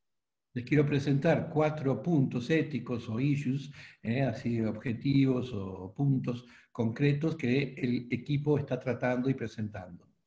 Il primo è la definizione di una nuova metodologia per svolgere processi di HTA in tempi molto brevi. Uno sería la presentación de nuevos criterios metodológicos para lograr respuestas lo más rápidas posibles en esta emergencia. Secondo aspetto etico, coinvolgere fortemente i cittadini e i pazienti per definire all'inizio di un processo di HTA quali sono gli scopi che quel processo dovrebbe affrontare quando valuta una tecnologia sanitaria. Un segundo es ahí se me escapa la palabra, perdón, involucrar a las personas, a los pacientes, de la mejor manera posible en todo este proceso de decisiones o de proceso de toma de decisión en estas circunstancias. Il terzo aspetto etico riguarda l'equità di accesso universale alle tecnologie efficaci verso il coronavirus. El tercer es el criterio de equidad para poder acceder a las soluciones o las posibilidades en esta emergencia del Covid. E il quarto aspetto etico che stiamo valutando è il tema della privacy, che riguarda le metodiche di contact tracing attraverso applicazioni sullo smartphone. El cuarto punto es todo el tema de la privacidad, especialmente en todo lo que sea el proceso de se llama así contact tracing, o sea, el poder seguir toda la trazabilidad del COVID-19 en la persona. Siamo alle ultime 2 diapositive. ci impiegherò meno di 5 minuti, Gerardo. Il tema del coinvolgimento dell'esperto di bioetica nei comitati di etica. Sostanzialmente una diapositiva. ¿Cómo se involucra el experto de bioética en el comité de bioética o el comité ético? Allora, due punti forti. Primo, prevedere delle... Scusami Alberto. No, dos puntos relevantes. Allora, il primo punto è prevedere fast track per la revisione etico-scientifica dei trial clinici che riguardano il Covid-19. Uno es prever estos llamados fast track o caminos rápidos directos para la revisión ético-científica de la investigación clínica riguardante el COVID-19. E in questo momento potrebbe essere utile concentrare su un comitato etico nazionale tutte le sperimentazioni che si intendono portare avanti in una determinata nazione. En este momento serviría muy bien concentrarnos en el Comité Nacional de Bioética para llevar ahí todas las experiencias de investigación, experimentación referentes al COVID. Per coordinare e armonizzare tutte le iniziative. Para coordinar y armonizar todas las iniciativas en torno a ellas. Il secondo punto riguarda la necessità di assicurare quanto prima farmaci efficaci, vaccini efficaci, ma salvaguardando la qualità dei protocolli clinici e, prima ancora, la sicurezza dei soggetti di sperimentazione. El segundo es asegurar cuanto antes la disponibilidad de vacunas o fármacos, remedios eficaces contra el COVID-19, salvaguardando, teniendo siempre atención en la calidad, confianza, digamos, de los protocolos clínicos y la seguridad en los sujetos de experimentación. E con questo vi ringrazio dell'attenzione e della pazienza. E grazie a Padre Alberto per la traduzione eccezionale. Gracias a te, gracias a te. Gracias a todos por la atención y la paciencia. Bueno, gracias Darío por la presentación, el esfuerzo de estar con nosotros. Gracias Padre Alberto por la ayuda inestimable que nos diste. Así que bueno, vamos a hacer algunas preguntas en el tiempito que nos quedó, vamos a responderla. Ahora en el medio estábamos ahí discutiendo porque hubo un problema con el link que se estuvo resolviendo. La grabación va a estar completa y hay algunas preguntas que podríamos hacer de las que veníamos rescatando hasta que se cortó alguna posibilidad. A ver, vamos a ponernos alguna pregunta para cada uno para poder ubicarnos un poquitito. Padre Rubén, una de las preguntas que hicieron en el chat de YouTube era ¿qué piensa o qué posibilidades brinda la propuesta, la bioética personalista ontológica para corresponder o complementar el deterioro del entramado social actual? Es una política, es un tema entre médico, político, social, pero bueno, si de la bioética personalista podemos encontrarle alguna ayuda o alguna respuesta a este entramado social complejo que nos toca vivir en nuestro país, creo que en Latinoamérica completa, ¿no? Sí. Bueno, providencialmente esta mañana lo hablaba con los alumnos de primer año de medicina. Y yo un poquito lo mencioné cuando dije el ejemplo de la piedra que cae en el lago. Es decir, si yo pongo eje en la naturaleza humana, en lo que las personas son como personas, de allí se desprenden una serie de valores que hacen al primer entorno, que es la familia, a un segundo entorno, que es la comunidad de referencia, a un tercer entorno, que es la nación, a un cuarto entorno, que es el continente, a un entorno final, que es el mundo.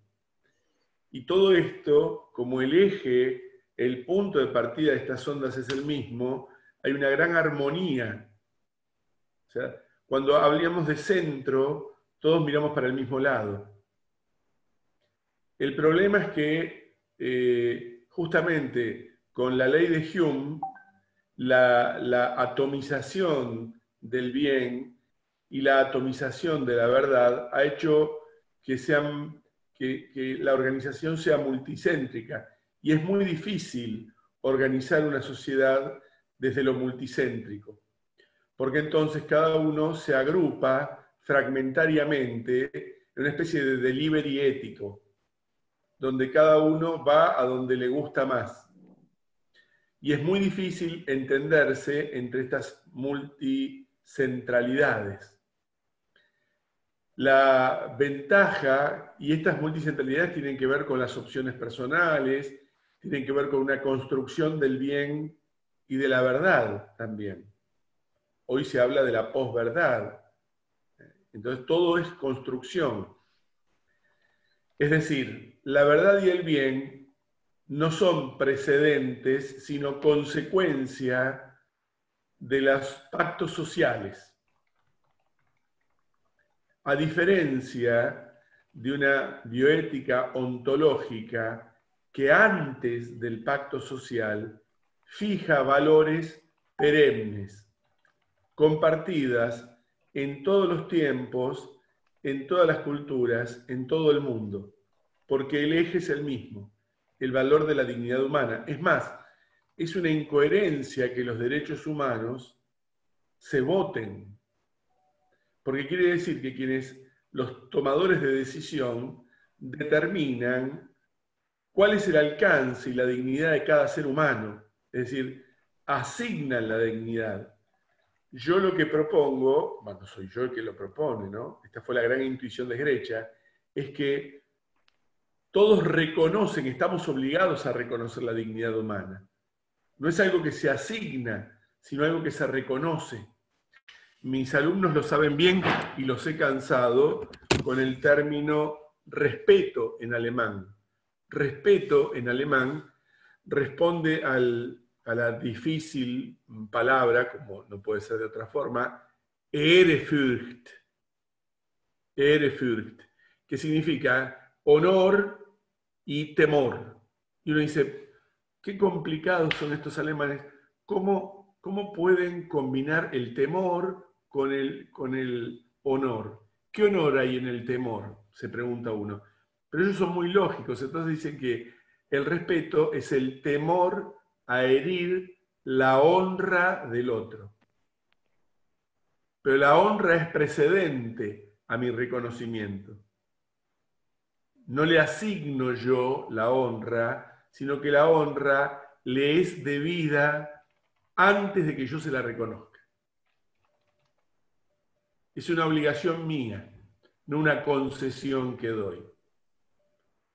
Entonces, me parece que partir de la ontología de la persona unifica criterios y da fundamentos sólidos que puedan servir para defensa de la dignidad y de los derechos humanos, atravesando el tiempo y las culturas. Bueno, muchas gracias, Rubén. Espero que haya sido para el que hizo la pregunta que podamos responderla. Queda todo grabado. ¿Alguna pregunta a Mariela, Elizabeth? A ver, generaste mucha discusión entre todos los que estaban ahí participando, entre muchos de los temas que plantearon, y está bueno, porque la idea es que podamos plantearlo, discutirlo y dar nuestros aportes constantemente. Por ahí algunos plantearon el tema de esta discusión que hiciste inicialmente entre la medicina clínica y la salud pública, no terminaron de comprender esta diferenciación que hiciste. Tal vez alguna palabrita si querés comentar un poquito el tema porque, planteaban el tema de la dignidad de la persona con un criterio objetivo y amplio, y a lo mejor esta diferenciación, que yo entiendo que la hacías para presentar tu propuesta, y no que comulgabas en definitiva con el tema, pero bueno, por lo menos para que puedas dar una respuesta, y después tengo otra pregunta también para vos. Abrí el micrófono, por favor, Elizabeth.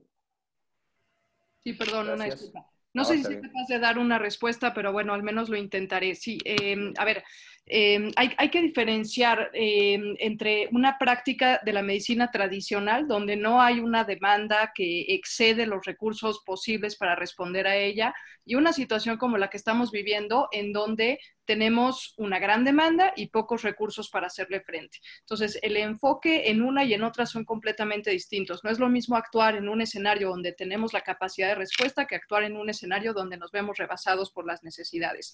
Entonces, la práctica de la medicina clínica tradicional se centra en el bienestar del paciente, en la salvaguarda de su autonomía y de sus libertades individuales, y en base a eso se otorgan tratamientos, medicamentos, terapias, camas en los hospitales, etcétera. Pero en una situación de crisis sanitaria mundial como la que estamos teniendo en todos, y que todos los países hemos pasado por estas difíciles decisiones de ver a quién asignamos los recursos que sea más eficiente, tenemos que enfocarnos no en una relación médico-paciente uno a uno, sino en una relación autoridades-población. Esa es la relación. Entonces, el enfoque tiene que ser salvaguardar el bien común, no salvaguardar la autonomía y la libertad individual de cada sujeto, sino salvaguardar el bien común, porque nos está afectando o nos afectó a todos por igual, y en consecuencia nadie se ve exento de tener que recurrir a un hospital o de tener que recurrir, en el peor de los escenarios, a un ventilador. Entonces, cuando yo me enfoco en el bien público, perdón, en el bien común, el principio no puede ser la autonomía ni la beneficencia, el principio tiene que ser la justicia. El doctor Darío lo mencionó muy bien, la justicia distributiva. O sea, yo tengo que ver con lo poco que tengo, ¿cómo le hago para lograr el máximo bienestar posible? Sabemos que el máximo bienestar posible es un principio del utilitarismo, lo sabemos. Sin embargo, en esta situación, algunas de las decisiones, y por eso inicié dando el contexto general, van a tener que ser de carácter utilitario. Esto lo saben en la medicina de guerra, es una medicina también basada en el bien común. Lo sabemos, en algún momento me dediqué a la atención prehospitalaria y lo sabemos cuando nos enfrentamos a un accidente con víctimas múltiples y llega una ambulancia o llegan 2 ambulancias y tengo 50 pacientes que tengo que atender. Entonces, si yo me enfoco en tratar a cada uno, termino por no atender a nadie. Lo que tengo que hacer es eficientizar los recursos que yo tengo, y ese es el enfoque que yo traté de dar, porque no estamos en una situación y en un escenario de medicina clínica tradicional, estamos en un escenario de salud pública. La pandemia es un escenario de salud pública, no le está afectando a 1 de cada 100, le está afectando a millones de personas. Entonces, en ese sentido, por eso abordé esta cuestión. No sé si habrá quedado un poquito más clara. Me parece que el padre Revelo tiene algo por ahí que comentar. Sí, muchas gracias por tu aporte. Yo pensaba que, además del tema de la justicia, nosotros tenemos un recurso muy valioso que puede ser un aporte muy rico a esta reflexión, que tiene que ver con el principio de subsidiariedad. Es decir, si no dejamos en manos de un pobre equipo médico decisiones claves, cuando acá hay instancias de protección y de organización del sistema de salud más complejos, que tienen la obligación en justicia. La justicia en el sistema sanitario es subsidiariedad. Es el nombre de la justicia. Digo, para poner matices, a veces, digamos, las grandes líneas, los grandes trazos, puede servir un sistema bioético, pero al momento de darle el matiz, al momento de darle la coloratura, ahí llega con más precisión el personalismo. Tal es el caso de la justicia, pero con el matiz de la subsidiariedad, ¿no? Digo como una reflexión sumando a lo tuyo. La reflexión complementa muy bien. Sì, Dario, dale. No, se posso aggiungere al commento di Marieli e di Ruben. Oltre alla sussidiarietà, io credo che possiamo aggiungere il principio di socialità, che è tipico del personalismo ontologicamente fondato e che consente di recuperare, in una logica del bene integrale della persona, non solo la legittima autonomia della persona stessa, ma la responsabilità che la persona deve mettere nelle scelte. Cioè, io credo, scusami. De socialidad, que es un principio netamente personalista y que va a tener en cuenta la libertà, l'indipendenza della persona. Ma associato alla responsabilità. Non la libertà da sola, ma insieme alla responsabilità. La libertà associata alla responsabilità. Sí. Bueno, credo sia importantísimo. Gracias por los aportes. Nos quedaríamos un poquito más, Elizabeth, y ahora también agregamos a los demás que quieren aportar, como recién, que fue escalando la respuesta y fue interesante. Ahora hablemos un poquito sobre la utilización de algún esquema, como en clínica o en los medios de terapias intensivas se usa, el SOFA, la POCHE, los que presentaste vos. La relación entre esos medios y de qué forma te parece que podemos aportar desde la bioética para reconstituir, o en qué lugar podemos meter un poco de bioética en esos esquemas totalmente clínicos, como para darle una visión distinta, ¿no? Para aportar a eso básico que ya está establecido, un elemento extra que nos dé un valor superador. No solamente quedarnos con la última punta que en algún momento nombraste y alguno hizo algún comentario con respecto al valor ético del azar. No sé si se plantea la pregunta. Sí, gracias por la pregunta. A ver, un par de reflexiones. En primer lugar, es cierto que estas escalas ayudan a decidir qué tipo de pacientes pueden tener prioridad sobre otros porque nos ayudan a ver su estado de gravedad y sus posibilidades de sobrevivencia. Pero ojo, estas escalas no pueden ser el único criterio. Por eso en algún punto también mencionaba yo, tenemos que meter la reflexión del médico, tenemos que meter, ahora tuve oportunidad de platicar un poco en el chat con el padre Revelo, que lo explicará mejor que yo ciertamente, pero solamente apuntar para darle la palabra a él. O sea, ver cada caso en particular con estas escalas, pero también en su integridad, porque estas escalas son muy clínicas, o sea, miden parámetros muy clínicos de signos vitales y de exámenes de laboratorio. Pero eso no es un paciente no son sus signos vitales y no son sus exámenes de laboratorio. Tiene una familia, tiene una estructura, tiene un contexto, tiene una situación particular, y entonces la reflexión del médico a nivel ético de ponderación de estos elementos de la persona en su integridad no puede quedar sujeta única y exclusivamente a las escalas, repito, ayudan, pero no son una determinante. Y por eso también hablaba yo del principio de proporcionalidad terapéutico, y podríamos hablar del principio de no maleficencia, incluso porque qué sentido podría ser intubar a un paciente que sabemos que tiene altas posibilidades de no salir adelante. Le podríamos estar provocando incluso un mayor daño, o podríamos estar cayendo en un acto de obstinación terapéutica que es igual de malo que caer en un acto de eutanasia, por ejemplo, ¿no?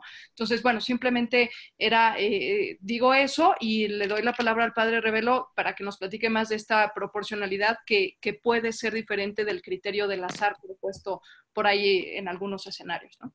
Sí, en el chat comentábamos, el tema del azar apareció en el Hastings Center Report. Y cuando apareció, yo le comentaba recién aquí a Elizabeth, que a mí me impactó mal, porque digo, ¿cómo algo tan científico, de ciencias tan duras, deja abierto al azar, siendo que justamente la ciencia trata de evitar toda contaminación azarosa, trata de controlar el azar para desentrañar su misterio?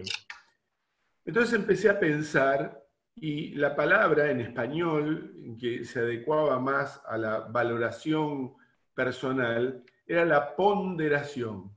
Estuve viendo en la Real Academia de Lengua Española, ponderar significa valorar algo por sí mismo, desde sí mismo. No solo comparativamente con un elemento externo, sino hacer una verdadera evaluación, una verdadera ponderación, perdón, esto es ponderar, una verdadera ponderación. Ahora bien, en el caso de que persistan, en los escasos casos, porque recuerden que siempre en ética y en moral, la casuística no necesariamente conduce a la regla moral. Uno podría perderse en los vericuetos de la casuística y no llegar a ninguna conclusión. Este es un argumento que muchas veces usa la ciencia actual, mareándose en una casuística para no llegar a ninguna decisión objetiva y contundente, ¿no? Es una especie de, bueno, en el montón valen todos igual.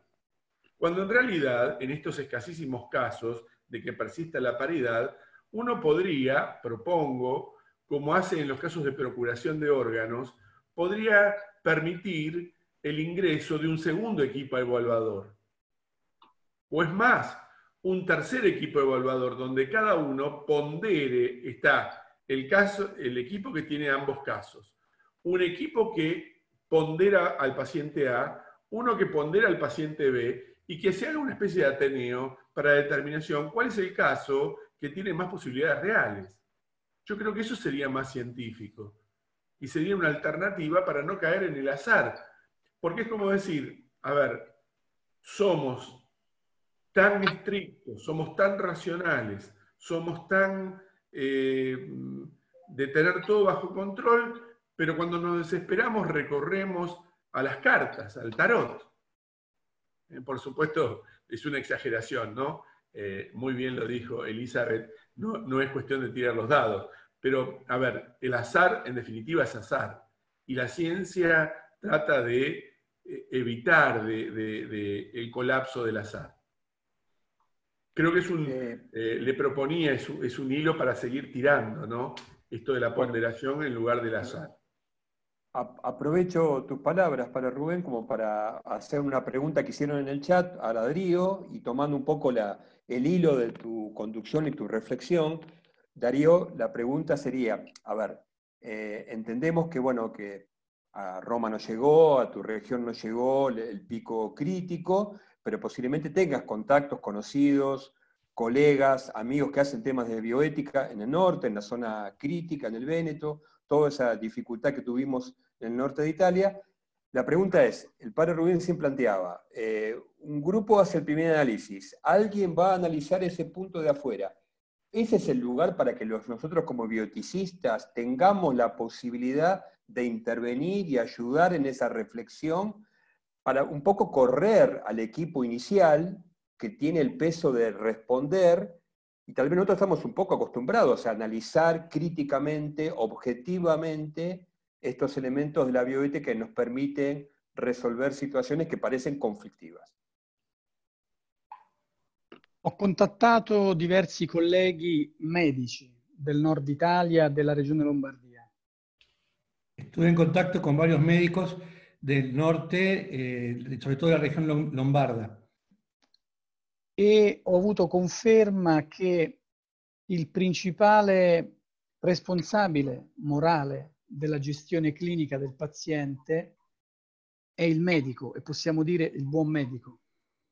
Y me confirmaron lo de siempre, que el primer responsable ético del paciente es el médico, el buen médico. Il medico può chiedere un aiuto al consulente di bioetica se ha un dubbio molto forte. El médico puede hacer una consulta al bioeticista si tiene una duda muy fuerte. Per chiedere proprio conferma o meno su quel dubbio. Para poder confirmar o resolver la duda. Vi porto un esempio. Il primario di un reparto di malattie infettive di uno degli ospedali più colpiti dalla pandemia in Lombardia. Un jefe de servicio en uno de los hospitales que tuvo más casos de COVID-19 en el norte. Mi ha chiesto una consulenza etica informale. Me pidió un consejo ético informalmente. Sulla possibilità di bypassare la revisione da parte del suo comitato etico, la revisione di un protocollo sperimentale che in quell'ospedale stavano predisponendo. La posibilidad de bypassar al comité de ética del hospital sobre un protocolo de experimentación que estaban utilizando en el hospital. Ritenendo che la valutazione del comitato etico portava via troppo tempo. Porque partía de la premisa que la valoración del comité de bioética iba a tomar demasiado tiempo. Ho pensato molto a questa domanda e ho risposto quanto segue. Lo pensé mucho y le contesté lo siguiente. Il primo valore da difendere è il soggetto con il quale si sperimenta. El primer valor a defender es el sujeto con el cual estamos experimentando. Dunque, se il paziente è il valore fondamentale, il comitato etico dovrà fare la revisione di quel protocollo in maniera adeguata e nel minor tempo possibile. Por lo tanto, si el paciente es el sujeto fundamental, el comité de bioética va a tener que hacer su evaluación sobre el paciente al menor tiempo posible. Dunque, il problema non è guadagnare tempo bypassando il comitato etico, ma il problema è prendere poco tempo per fare una buona revisione salvaguardando il paziente. Entonces, el tema es, no vale bypassar el comité para ahorrar tiempo, sino un comité que tome la decisión en el menor tiempo posible. E voglio anche dire un'ultima cosa, che riguarda la precedente domanda posta da Gerardo. Quiero decirles algo con respecto a la pregunta antecedente. Cioè la presunta realtà secondo cui l'etica è esterna alla medicina. La presunta realidad de que la ética es externa a la medicina. Noi invece sappiamo che l'etica è intrinseca alla medicina. Nosotros sabemos que la ética es intrínseca a la medicina. Possiamo dire, usando le parole di Pellegrino, che la medicina è una value-laden enterprise, human enterprise. Tomando las palabras de Pellegrino, podríamos decir que la medicina es una empresa gigante, interna, la ética es interna a la medicina. Allora il nostro compito di bioeticisti potrebbe essere quello di ricordare questa realtà ai nostri colleghi medici. Nuestro gol como bioeticistas sería recordarle a nuestros colegas médicos esta centralidad de la ética en la medicina. Ruben. ¿Sí, padre Rubén? Sí, en estas palabras finales que estaba diciendo Dario, me preguntaba, ¿por qué esto es así? Yo coincido, ¿por qué esto es así? Porque el punto de llegada y la meta, por el punto de partida y la meta es el hombre. Entonces, es un hombre el que toma la decisión y por lo tanto es responsable. Y nosotros tenemos que ver que el punto de partida de ese hombre sea éticamente correcto y que tenga, como decía Kant, al hombre, a la persona del otro como meta, no como instrumento. Entonces, porque parte de lo humano y porque tiene como meta el bien de otro humano, necesariamente es un recorrido ético. Y en la medicina se ve como nunca ese recorrido. Bueno, si quieren hacer un comentario, alguna cosa más, una pregunta, Silvia, dale. Sí, al doctor Darío.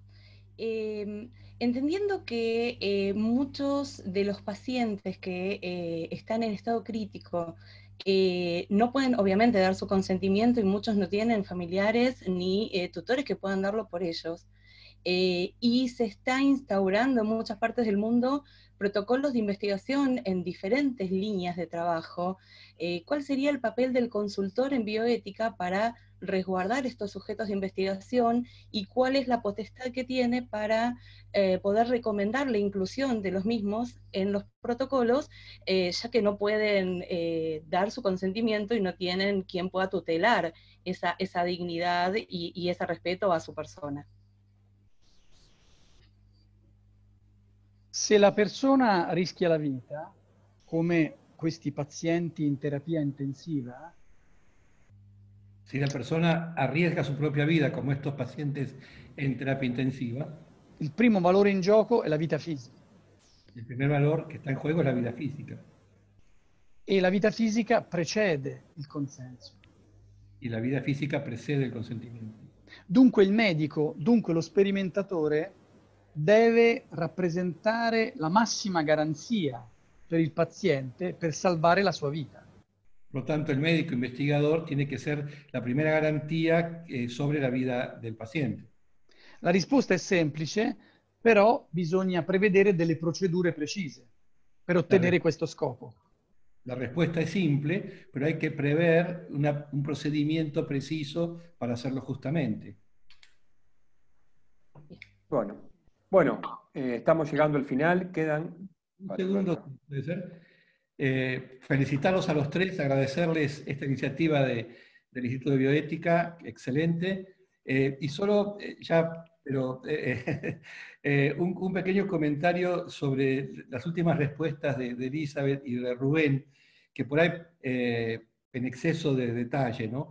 Que entendiendo lo que decía Elizabeth, de que a veces en la emergencia hay algunos criterios utilitaristas, no si hay una sola ambulancia o dos para 50 pacientes. A mí lo que me gusta decir cuando me toca hablar de estos temas en clase es que no es utilitarista, sino que es de emergencia, ¿no? La emergencia me va a hacer tomar decisiones urgentes, con criterios siempre de la mejor vida, de lo mejor que puedo hacer. Me puedo equivocar mucho, tomar el paciente A y no el B, y resulta que hubiera sido mejor el B que el A, pero no es por utilitarismo, sino que es por emergencia, porque a veces podría ser que como una renuncia al personalismo, admitiendo que el utilitarismo es útil en algunas circunstancias. Pero es un pequeño detalle más de lenguaje que de contenido, porque comprendí perfectamente lo que se decía, solo ya manía de viejo nada más. Gracias. No, muchas gracias, gracias. Sí, tomo nota de ello. Muy interesante esa distinción entre utilitarismo y urgencia. Gracias. Bueno, entonces yo quería agradecerles en Instituto de Bioética la presentación de todos ustedes, la colaboración, el esfuerzo, el dedicarle estas 2 horitas a discutir estos temas que van a continuar. Ustedes saben que van a continuar. Para los que no están oyendo, va a continuar con varios ciclos, o sea, esta temática del COVID y la visión de Latinoamérica continúa por 4 martes más, siempre de 15 a 17, componentes distintos de toda Latinoamérica. El martes que viene va a estar la doctora Jennifer Incapié de la UNAM, el doctor Antonio Cabrera de la UNAUAC, el doctor Domingo Suazo de República Dominicana y el doctor Fernando Arroyo de Ecuador. Esos son los ponentes del martes que viene, ya confirmados y que nos acompañarán. Y aparte de eso, también tenemos otro webinar con otros ciclos distintos que vamos a ir armando. Uno de ellos va a ser el que comienza el viernes que viene a las 18 horas, en la página está la información, es con respecto al uso de plasma de pacientes convalecientes de COVID como terapéutica, un tema también interesante para verlo.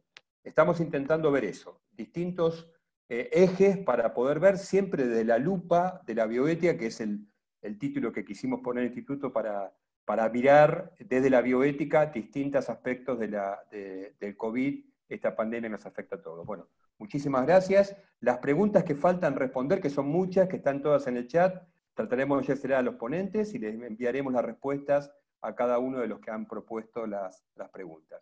Muchas gracias a todos, buenas tardes, buenas noches Dario, padre, Alberto. Buona giornata, buon pomeriggio. Grazie. Un saluto affettuoso a tutti. Ciao, grazie Alberto, Ciao, grazie Ruben, Adiós. Gerardo, ciao Elisabeth, ciao Silvia, Gracias. ciao a Adiós. tutti. Ciao. Chao. Hasta luego, gracias.